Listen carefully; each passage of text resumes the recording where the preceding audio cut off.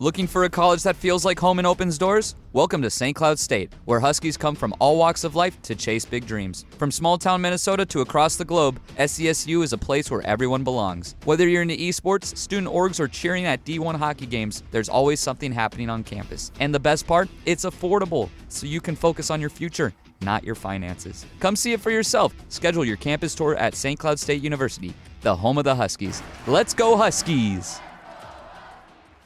For the Indians, one run on, let's see, one hit. That's all. We got one goddamn hit. You can't say goddamn on the air. Don't worry, nobody's listening anyway.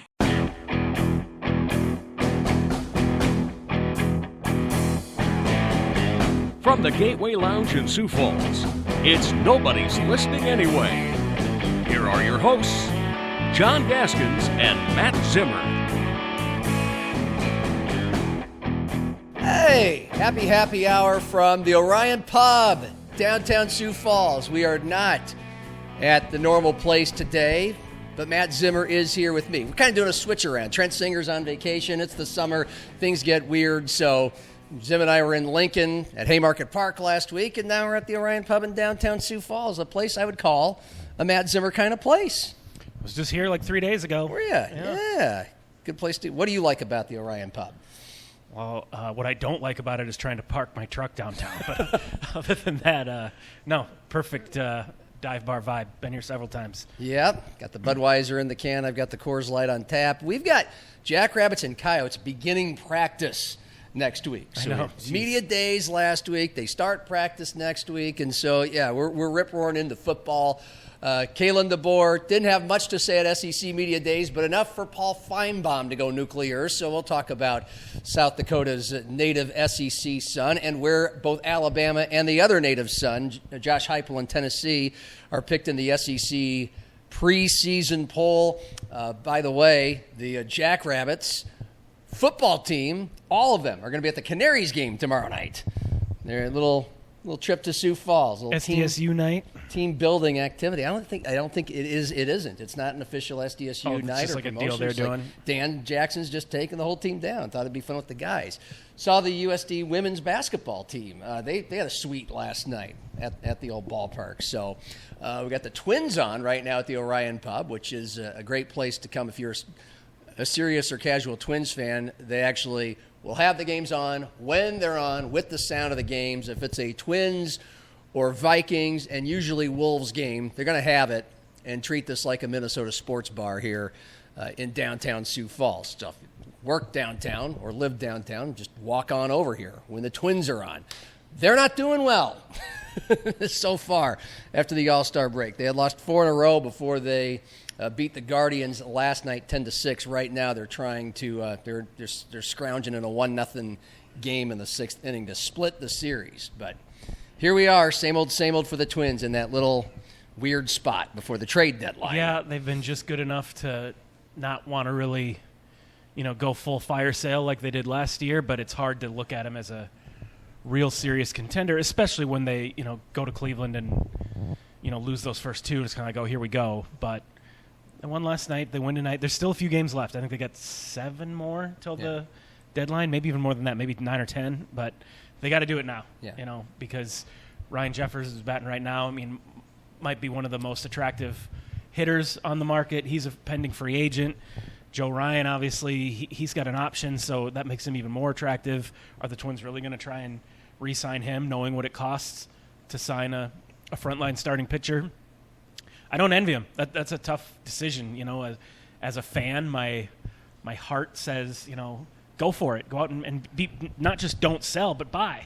Go out and try and add some pieces. You got a pretty well-stocked farm system. Go out and get a couple pieces, and maybe you can make a run at a wild card and do something. But, my sports writer brain tells me this isn't a contending team. Right. Cash in Joe Ryan and Ryan Jeffers for whatever you can get. But the thing is, there's a decent chance, they get the A's and the Royals back at home if they do what they're supposed to do against two of the worst teams Bobby in Witt's baseball. out for the Royals, so Yeah, I mean, the Royals have the worst record in baseball. The A's aren't far behind.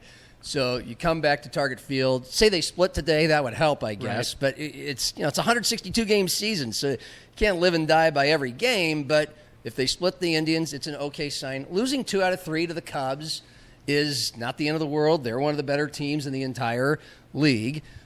The way they did it was teeth gnashing, but for the record, you lose 2 out of 3. I think people would have predicted that. You split 2 out of 4 in Cleveland, a team of equal strength. That ain't bad. You take care of business against Oakland and Kansas City, and then you might move up the ladder a bit more. At the moment, as we record on Thursday, they're 3 back in the last wild card spot. They're 5 back in the division. But as you said, it doesn't feel like a team that should be in a spot that really go out and put the pedal to the metal to contend. But again, they could win some games closer to the trade deadline. Then they'll have the Mariners, a team of equal strength. And it might depend on where you are in the standings to go, I guess so. We're going to look like a bunch of cheap assholes again if they're within a couple games of the wild card and they do nothing or even sell. Well, it's an interesting situation, particularly for Tom Pohlad, who has taken over as the primary, owner, the primary face of the franchise. Yeah. I mean, it's still the Pohlad family, but when Tom kind of replaced Joe as the main guy, he really kind of came out swinging and saying all the right things about, we get why the fans are mad, we've let you down, we've made mistakes, we have to win the fans back.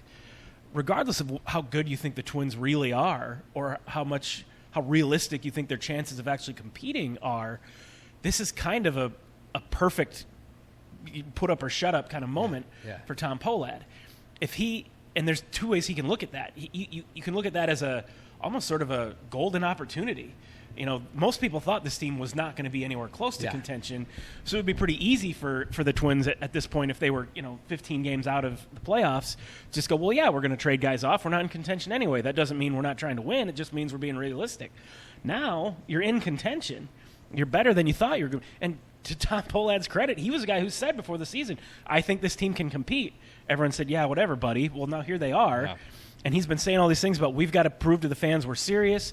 We've got to show the fans we can invest. We've got to spend money. Well, this is a perfect opportunity to do it.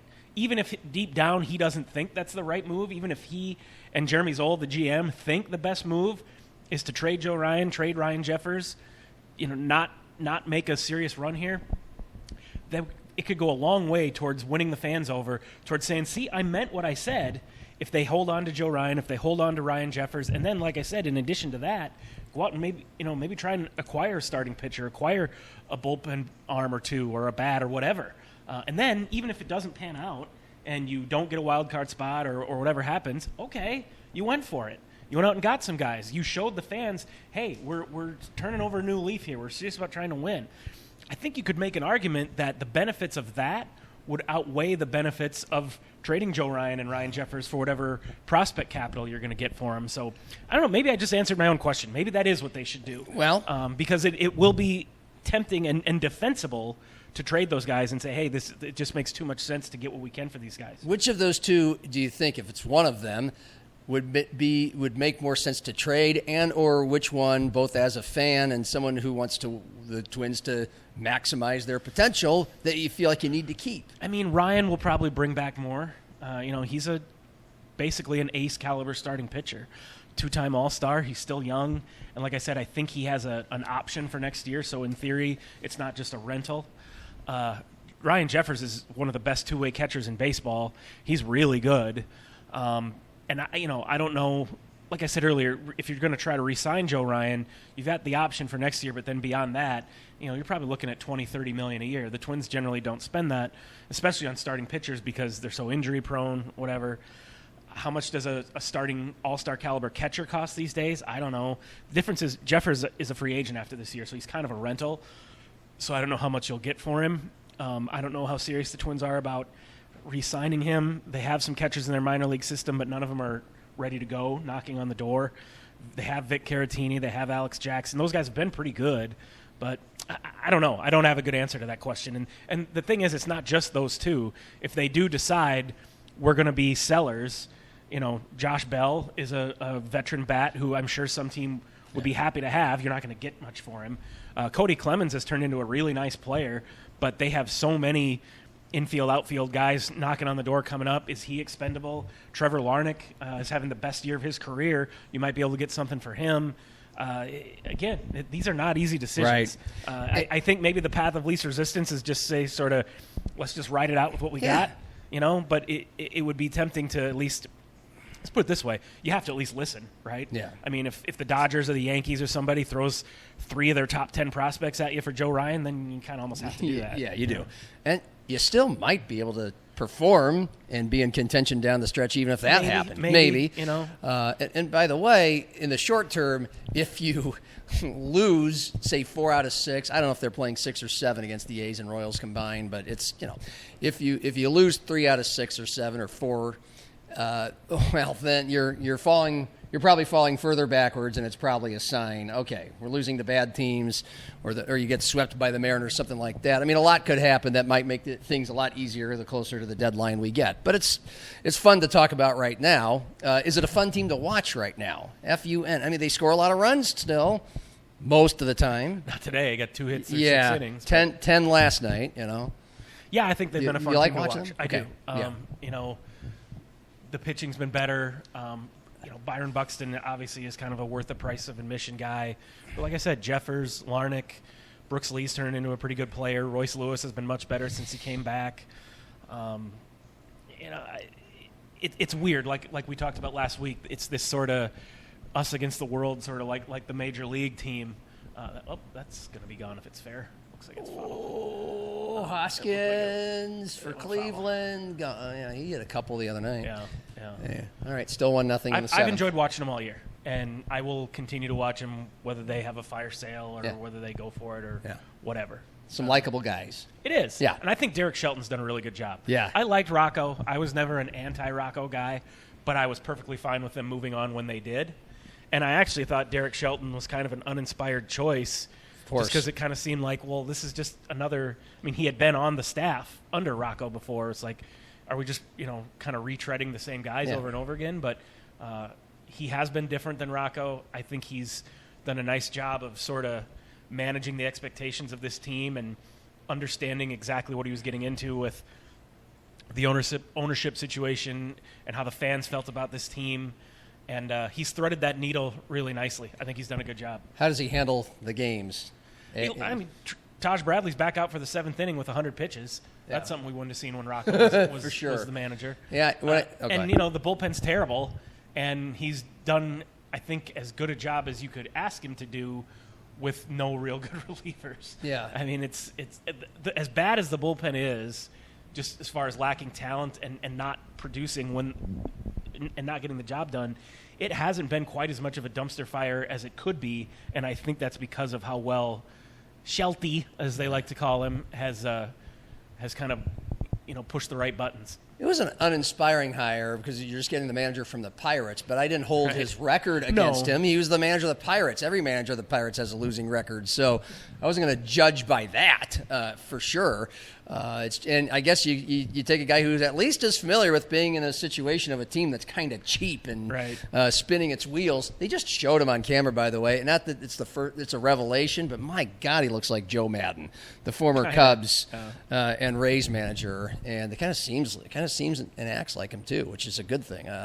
And I think Baldelli, I liken the end of his time and moving on from him to Mike Zimmer. He didn't quite have as much success as Mike Zimmer did with the Vikings, but after several years, it runs its course, right? Mm-hmm. It just feels like it was time to run its course. Meanwhile, since the All-Star break, coming into, again, this Thirsty Thursday afternoon, Twins had lost 4 of the 6 games. The Canaries have won all 5 of theirs heading into Thursday night, all 5 at home on this 9-game homestand to start the second half of the season. As we mentioned last week, they had the least number of home games in the league at the All-Star break, so they'll have the most. 38 out of 49 will be at home. 28 out of 49. And so they're off and running. I mean, they're winning every game. Like last night was 12-6. That's been about the score of every game in these 5 straight wins. I can't say one guy's responsible, but Jabari Henry's been back in the lineup and the all-time home run leader and king for the team and for the league. He's hit 2 home runs. Josh Raywalt has hit 3. He's the USF slugger. And they're looking good. Yeah, I think getting Jabari back was probably a shot in the arm to the clubhouse. Not just – obviously he's producing. But even if he wasn't, I think just getting him back in there, Yeah. Makes everyone feel a little more comfortable. It makes the lineup different for how pitchers have to approach it, just knowing that he's in there versus not. And Mike Hart's having the best year of his career, maybe. And that's a pretty good murderer's row right there with those three. And a couple of the other new guys, Kiriali, Anthony Hart, some other guys that he's brought in have done a nice job. So, I still don't love their pitching staff. And, maybe there are some moves Mike can make towards the end as they get closer, if guys become available or whatever. But they're going to make the playoffs. It's not that hard to make the playoffs anymore in the new format. So my hunch, knowing Mike, is that, they want to be winning games here and set themselves up as best as they can, but also it's knowing that you're probably going to be in the playoffs. There's going to be an eye towards what do we need to do over the last month and a half of the season to be good enough to win. Because after what happened last year, Mike doesn't want to just get to the playoffs. No. It's not enough to just win the division or just get to the playoffs. He really wants to win that You got to win the championship. whole thing, and they were 3 outs away, up by a couple runs, Game 4 of the finals last year. Not that we have to relive that, but they brought in a new guy named Grady Mee, and he's a little guy, and he was 9th in the lineup. And I don't know where he's from or what he does. He's a little guy. Seems like, just judging by his walk-up music and what a couple players have said in a couple of Canaries social media videos, he, first of all, interesting name, Grady Mee. And he looks like a little guy named Grady Mee. And then his walk-up music sounds, I'm not going to even say the word, but he's bang, bang, bang. Right away, just hit after hit, couple home runs, and he went from 9th in the lineup to now he's batting 2nd in the lineup. Mike likes to tinker, so that's a new addition. And by the way, the pitching in the league is just not very good. That's what I keep getting told by people who know the league, is that everybody's struggling with pitching. So, well, if you're good, someone's in an organization is going to come get you. Canaries have top 3 hitting and runs producing, so again, you come out to the birdcage. It's always been this way our whole lives. It's a bandbox. It's a hitter's park. You're going to see a lot of runs produced, and with the Canaries, especially lately, you're going to see a home run, usually early. Can't guarantee it, but it's Christmas in July for Friday and Saturday nights games, special Christmas in July jerseys. Fans can get online on their phones and auction, and you can take the jerseys home. I know you're a big Christmas guy. You dressed for it pretty well, a red and green Hawaiian shirt today. The ballpark will be lit up with Christmas lights. Now they have LED lighting, so I'm looking forward to seeing how the light shows go. Fireworks on Friday. Christmas music played. There will be a Santa Claus, so if you got little kids, Santa Claus on the big yellow chair right when you walk in, get on his lap. Do that whole thing early.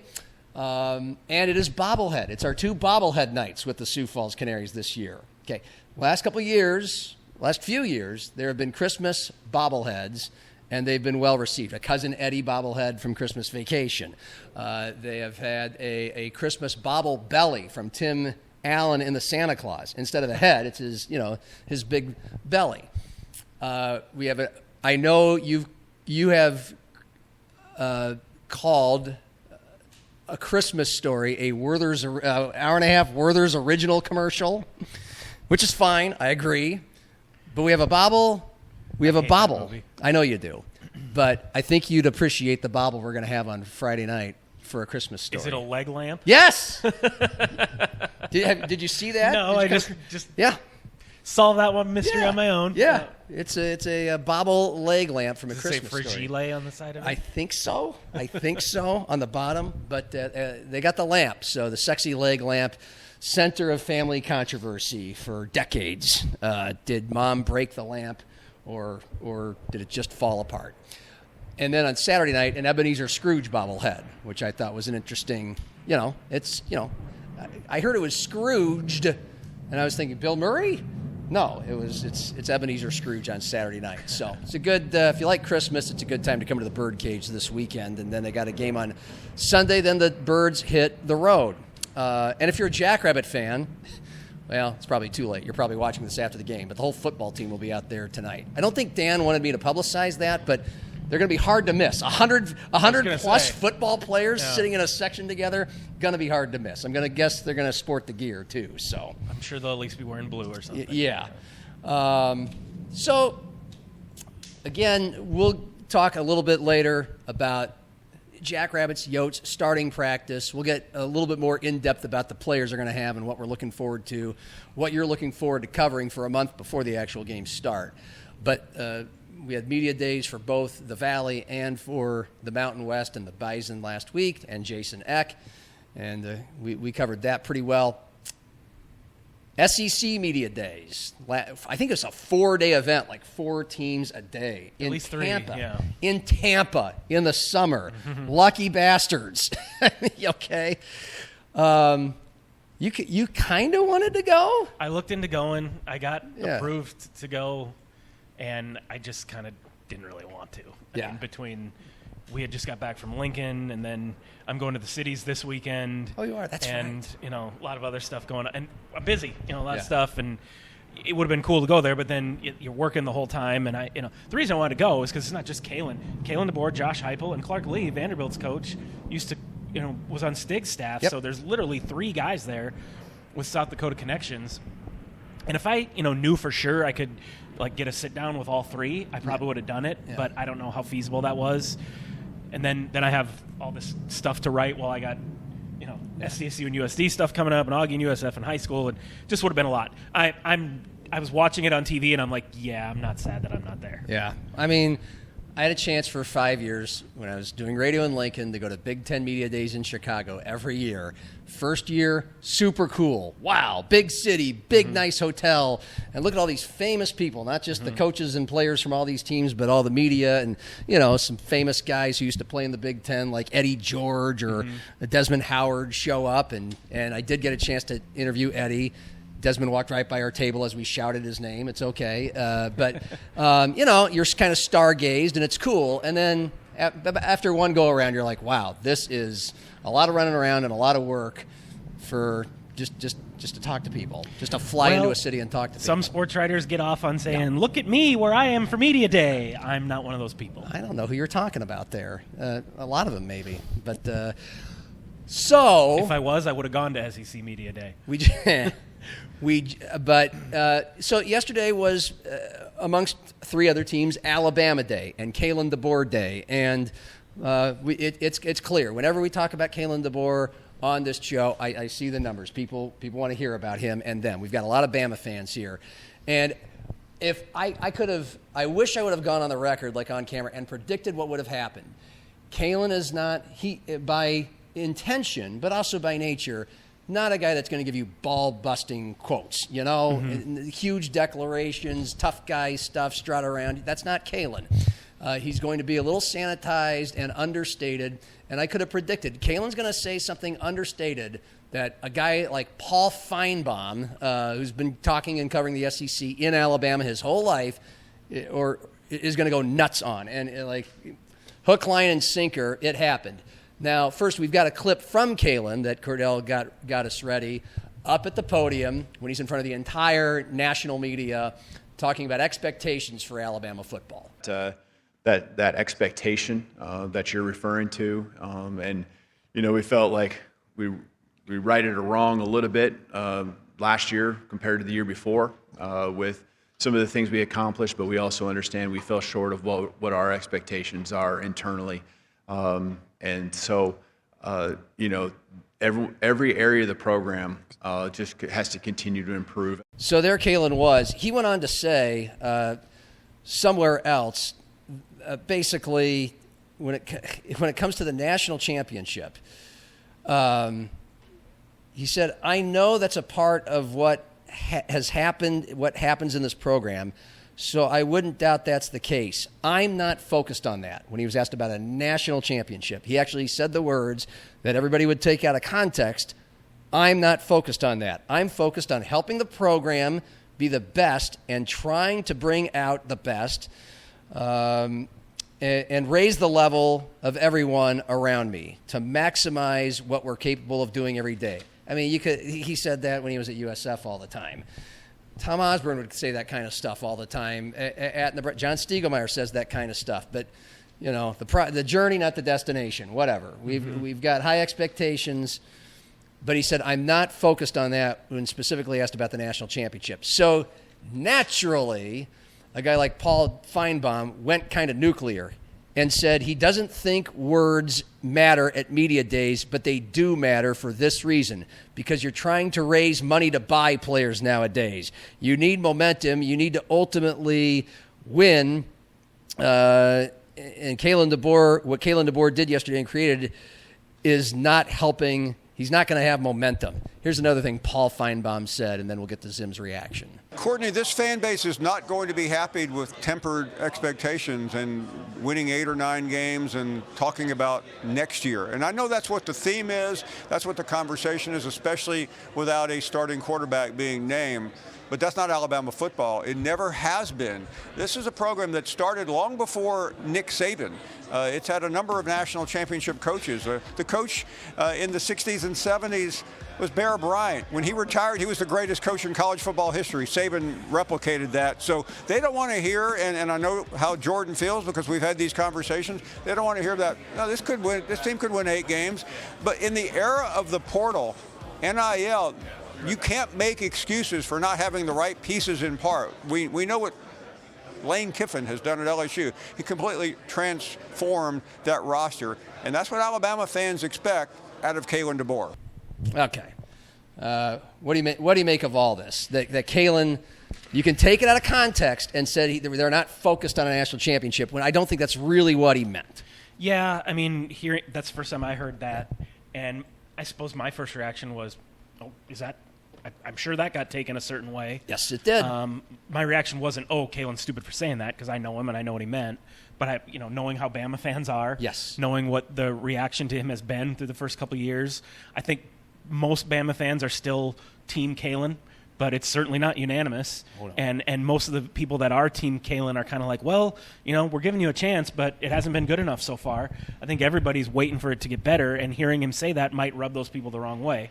Having said that, is that phrase that he used really much different than the whole 1-0 thing that Stig's teams used to beat us over the head with all the time? Like, we're not thinking about December and January. We're thinking about September 7th, or we're thinking about 1-0 every week, 1-0 every week. It's kind of the same sort of thing. So, and also, Paul Finebaum hates Kalen. I mean, that's pretty obvious to me. So I don't really take any of his criticisms of Kalen seriously. For sure. And can I just say, I hate Paul Finebaum. Cordell hates Paul Finebaum. Every time I see that guy, I just think he looks like a weasel. Well, he does. That doesn't help his cause. He doesn't come across to me as terribly genuine a lot of times. I don't mind. Exactly. I don't mind a shitty take or a take that I disagree with if I get the sense that that's what this guy really thinks. That's what he believes. When it's just an obvious attempt for clicks or trying to go viral, trying to stir the pot, I have no use for that. I think Kalen is very cognizant of Alabama fans' demands and he's cognizant of everything. So Kalen is a very smart and aware and eyes open guy. I mean, yes, he's narrow focused on his job and what he has to do, but he's not one of those coaches that is so buried in football that he's oblivious to everything else. He knows exactly what's going on around him. I promise you that. I mean, he's had a pair of, I believe, 2 4-loss seasons, but he won 11 last year. Won a playoff game. But won a playoff game. But the 38-3 loss to Indiana, the eventual national champion, just left a mark. So what if they were the eventual national champion? Is what most Bama fans will say, and I'll say that as well. That left a mark. And but we've had this discussion before, but it's been a while, and the season's about to start. We're going to get to the preseason poll. This is a different world from 3 or 4 years ago when Nick Saban was the coach. It's an NIL world where I'm sure Alabama's up there in the top 10, top 20 in NIL money, but it's a much more tie game. It's a tie game, 1-1 in the 8th, Twins. It's a much more crowded house. It's much tougher to win. And you know who recognizes that? And we've pointed this out before.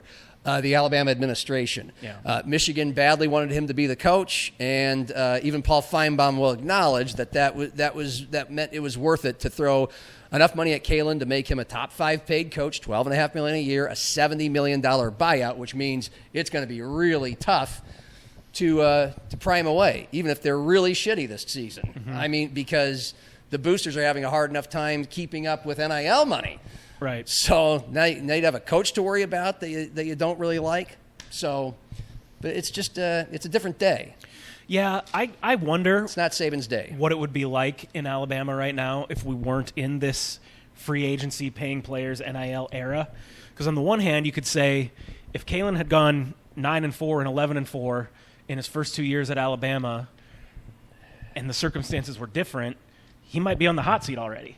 I think that's legitimate to say. On the other hand, if it were the old situation where we didn't have this NIL era in free agency, he wouldn't have gone 9-4 and 11-4 in his first 2 years. Indiana wouldn't be the national champion right now. Right. Alabama would, and all these SEC schools would still have this sort of monopoly on everything that they had before. That's why, I mean, I'm not trying to take anything away from Nick Saban or, any of the other, Kirby Smart, any of the other great coaches that were winning in the pre-NIL era. But NIL has clearly leveled the playing field. It has clearly brought a ton more parity. That's why we have a bigger playoff now. We have to, because this is more like the NFL now. We didn't have to have a big playoff before because we knew there were only 4 or 5 teams that were really legitimate national championship contenders. It's not like that anymore. So it'd be fun to see how Kalen would have done if he had the same circumstances that Saban did. Yeah. But it's different now, and I think it's a credit to Alabama's administration that they recognize that. That doesn't make it any easier for Kalen. I know he's, I don't want to say feeling the heat or anything, but like I said, he knows exactly what he got into. He knows what the expectations are. He knows what Nick Saban accomplished, and he wants to do it. I just, it's a weird situation for me because I'm rooting for him personally, and I want him to do well, but I want him to do well doing it his way, Yeah. I don't want to see Kalen have to scramble or try to change the way he's doing things because he's trying to catch up or whatever, and I'm not saying that's what he's doing. I just would love to see him succeed the same way he did at USF, just building a program and trusting his guys and doing it the right way. Oddly enough, in Lincoln, Nebraska, I was there for a Husker game last year, and on my Uber ride into downtown to go tailgate, my Lyft driver, Uber, was an Alabama fan, a guy from Alabama who had moved to Nebraska. What do you think about Kalen DeBoer? And this is he had a Southern accent, didn't seem like a crazy person, seemed like a nice guy from the South. He just said, I don't know. I'm like, well, he didn't even want to talk about it. I'm like, and this was before their season ended, before we knew they were going to end up I don't know. He just seems too nice. We're used to Saban. We're used to national titles. I don't know what to tell you. I hear that a lot. I'm sick of hearing about what a nice guy he is. I want a prick like Saban. Yeah. Well, he didn't I don't think that can work now. Yeah, right. But I have heard that. Yeah. I have heard people say that. Yeah. Saban won because he was an asshole. Well, Saban was able to be a dictator because of the way college football was set up then. And that's why he got out. Yeah. Because he knew he wasn't going to be able to do that anymore. Yes. Fine point. And by the way, all Kalen has to do to change that narrative is to win. Right. Then they're fine. Then they're fine with Kalen's personality, his even-keeled, humane personality. Of course, you could look at the other side of that. Remember, Bo Pelini in Nebraska was such a prick that he won 9 or 10 games every year and got fired. And had he been, had he been a nicer guy, would they have won as many games? Had he been a more stable human, would they have won more games? Perhaps, but we'll never know. So, coming into this year, though, the expectations, wow, not high for Alabama by Alabama standards. Georgia's picked to win the SEC. Then it goes Texas, Ole Miss, A&M, and Alabama 5th. Uh-huh. That just feels weird. Alabama picked to finish 5th in the SEC. By the way, they're just ahead of Oklahoma and LSU. Josh Heupel in Tennessee right in the middle at 8. If you're wondering where Clark, Lee, and Vanderbilt, after an outstanding season, they went to one of the premier non-playoff bowl games last year on New Year's Day. Lost to Mark Gronowski. And Iowa, yeah. I think Vandy won 11 games. They are picked to finish 13th. A lot of these polls feel like they're determined by if you have a good starting quarterback coming back or not. We talked about this with the Valley last week. So, and Vandy doesn't. Finally, what's his Diego face? Pava. Diego Pavio's not there anymore. But Alabama's over-under, according to DraftKings, 8.5.